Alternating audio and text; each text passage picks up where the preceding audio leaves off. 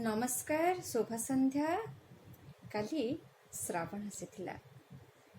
ମୋତେ ଟିକେ ଛୁଇଁଲା, ଟିକେ ଭିଜେଇଲା, ଆଉ ଅସରନ୍ତି ଶୋଷର ଭଣ୍ଡାର ମୋତେ ଉପହାରରେ ଦେଇଗଲା।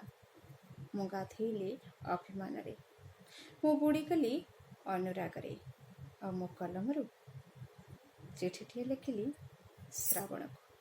ମୋ କବିତା ଶ୍ରାବଣକୁ ଖାସ୍ ଆପଣମାନଙ୍କ ପାଇଁ। କେବେ ଅଭିମାନରେ, କେବେ ଅନୁରାଗରେ, ଝରକା ସେ ପାଖେ ତୁମେ କ'ଣ ଯେ କୁହ, ଏ ପାଖରେ ମୋ ଭିତରେ ମୋ ବର୍ଷ ଥାଏ। କେବେ ବୁନ୍ଦାଏ ଲୁହରେ, କେବେ ବିନ୍ଦୁଏ ସ୍ୱେଦରେ, ମେଞ୍ଚାଏ ବାଦଲକୁ ଦଗାଦିଆ ପବନରେ ତୁମେ କେଉଁଠାକୁ ନିଅ, ଡହ ଡହ ଆଶାରେ ପାଣି ଏଡ଼ିଯାଏ। ମୋ ଡହ ଡହ ଆଶାରେ ପାଣି ଏଡ଼ିଯାଏ।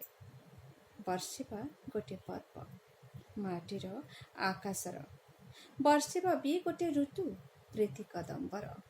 ବୁଝ କି ବୁଝନା, ତୁମେ ବୁଝ କି ବୁଝନା, ହୃଦୟର ଲଘୁଚାପ ଆଖିର କାଳ ବୈଶାଖୀରେ ମୁଁ କ୍ଷଣ କ୍ଷଣ ଅନ୍ତଃସତ୍ତ୍ୱ ହୁଏ। ହୃଦୟର ଲଘୁଚାପ ଆଖିର କାଳ ବୈଶାଖୀରେ ମୁଁ କ୍ଷଣ କ୍ଷଣ ଅନ୍ତଃସତ୍ତ୍ୱ ହୁଏ। ମୁଁ ଶ୍ରାବଣର ସ୍ପର୍ଶ ଖୋଜେ, ତୁମେ ସାଜ ଶୁଖିଲା ଘଡ଼ଘଡ଼ି ନାଦ। ମୁଁ ମେଘର ମହ୍ଲାର ତଳେ, ତୁମେ ଗୁଳୁଗୁଳିରେ ଜାଳିଯାଅ ପ୍ରାଣ। ଏବେ ତ ଯୌବନରେ ବାସ୍ନା, ଫୁଲର ପାଖୁଡ଼ାକୁ ଦଂଶନର ତୃଷ୍ଣା।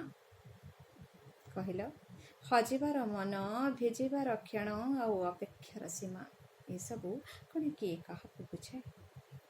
ହଜିବାର ମନ, ଭିଜିବାର କ୍ଷଣ, ଆଉ ଅପେକ୍ଷାର ସୀମା, ଏସବୁ କ'ଣ କିଏ କାହାକୁ ବୁଝାଏ? ଧନ୍ୟବାଦ। ମୋତେ ସବସ୍କ୍ରାଇବ୍ କରିବାକୁ ଅନୁରୋଧ। ଆପଣମାନଙ୍କର ମତାମତ ମୋ ସହ ନିଶ୍ଚୟ ସେୟାର କରିବେ। Till then, bye bye.